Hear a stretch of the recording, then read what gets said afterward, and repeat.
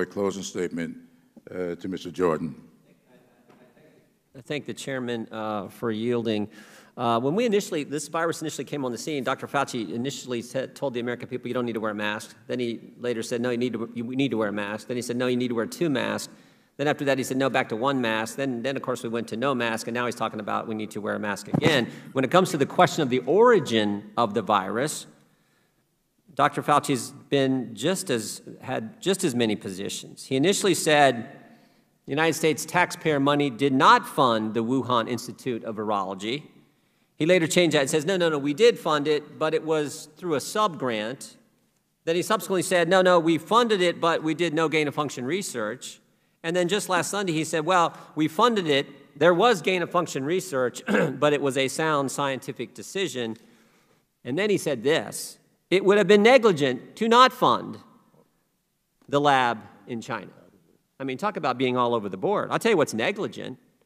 Negligent is Dr. Fauci's ever-changing statements to the American people regarding the subject matter that this committee should be looking into. I want you to look at this email that we got through the FOIA, that others got, that we were able to view through the FOIA request about, this goes clear back to January 31st, 2020, a 10:32 p.m. email that Dr. Fauci received from Dr. Christian Anderson. Dr. Christian Anderson is one of the individuals who gets our tax dollars. The folks I represent, their tax dollars.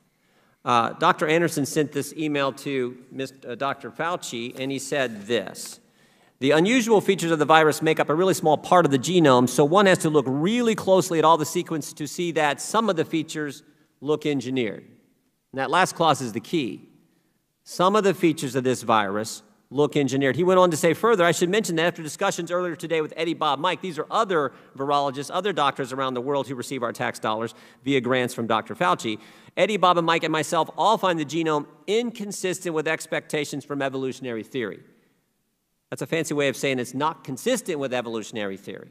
So the virus looks engineered, not consistent with evolutionary theory. Less than 24 hours after this email, the very next day, less than 24 hours later, Dr. Fauci organizes a conference call with 11 virologists from around the world. He's the only person from the government on that call, and that's where they talk about getting their story straight and what they're going to tell the American people, even though one of the top scientists in the world says this virus is engineered, this virus is not consistent with evolutionary theory. Now, we don't know what happened on that phone call because every single email regarding that phone call, every single one, has been redacted.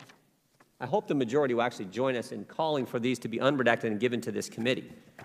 Every single one's read. We do know what happened 3 days later. Dr. Anderson changed his story, and he went from this virus looks engineered, this virus is not consistent with evolutionary theory, to you're crazy if you think it came from the lab. I find that interesting because one of the guys who testified 4 weeks ago when Dr. Fauci wouldn't was Dr. Girard, who's testified in front of this committee a couple times, former Assistant Secretary for Health. Here's what Dr. Girard said. I believe it's just too much of a coincidence that the worldwide pandemic caused by a novel bat coronavirus that cannot be found in nature started just a few miles away from a secretive laboratory doing potentially dangerous research on bat coronaviruses. Well, shazam, that's pretty common sense.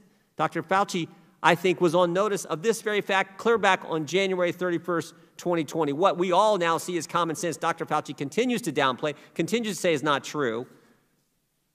And here's what's interesting. This Thursday, we just found out, this Thursday, the majority has asked Dr. Fauci to come back in front of this committee for a third time. Third time. But guess what? It's not going to be public. It's going to be private. Private briefing. After all these concerns have been raised, you got what Dr. Girard said, you got what everyone says. Anyone with common sense now knows the most likely origin of this virus was that lab in Wuhan, China. The Democrats bringing Dr. Fauci back, but he won't be in public. A private briefing. Why? Why won't you do it publicly? Dr. Fauci's testified 18 times in front of Congress.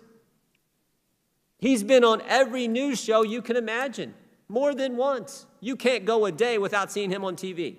But now the Select Committee on Coronavirus won't bring him in for a public hearing to address these issues. Nope, it's going to be private.